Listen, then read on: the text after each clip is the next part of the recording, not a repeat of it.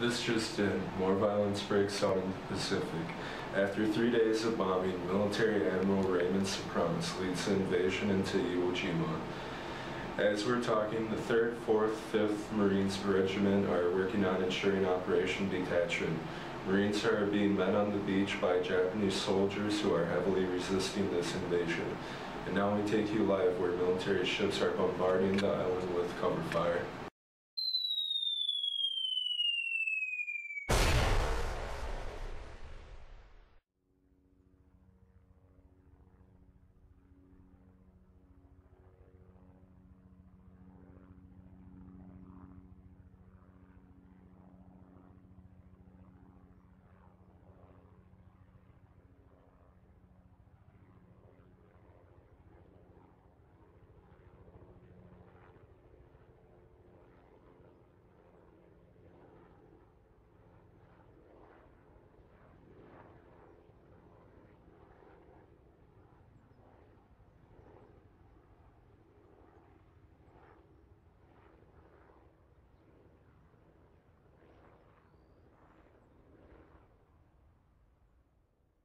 And welcome to the 6 o'clock news on ARS. Today we'll be going back in history and remember some significant events that occurred.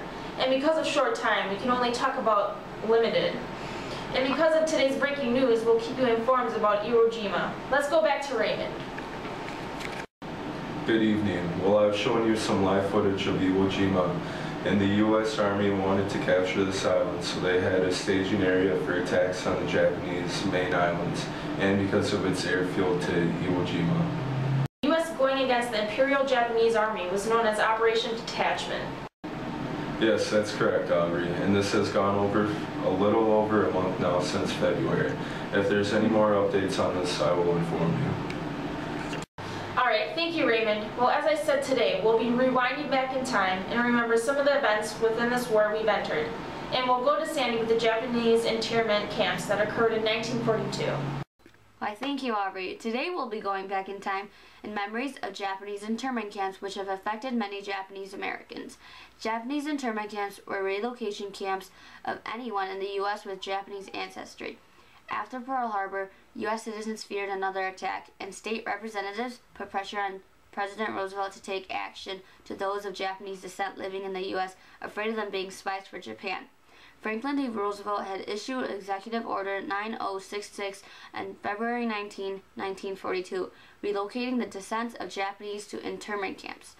Camps were located in California, Idaho, Utah, Arizona, Wyoming, Colorado, and Arkansas.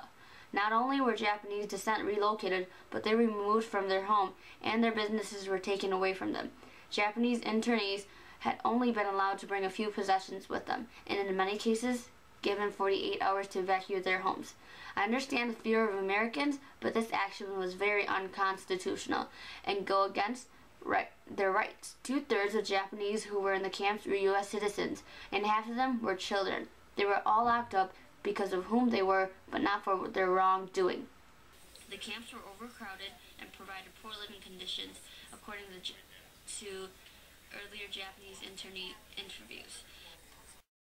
They were in the camps for no other reason but racial heritage, discrimination only based on assumption. The Japanese internment camps and relocation camps were very wrong, unconstitutional. The camping conditions were very horrid, and there was no other reason for locking them up except for their racial heritage and the assumption of them being spies.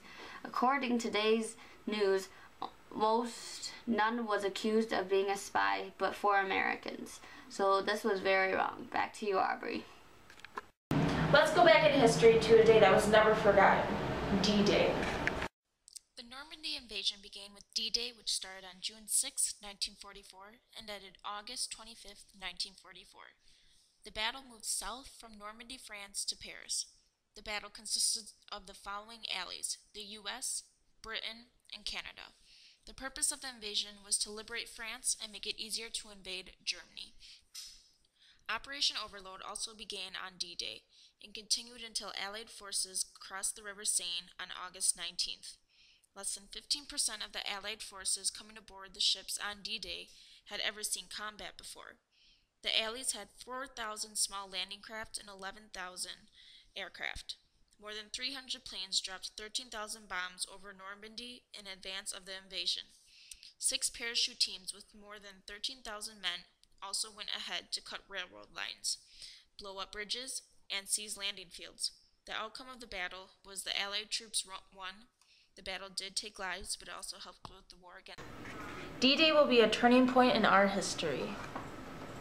Japanese internment camps affected many Japanese Americans, and we can never forget those who suffered. And here we are with a footage from Iwo Jima. We have succeeded in winning Iwo Jima. This is Aubrey, and thank you for joining us this evening. Have a good night.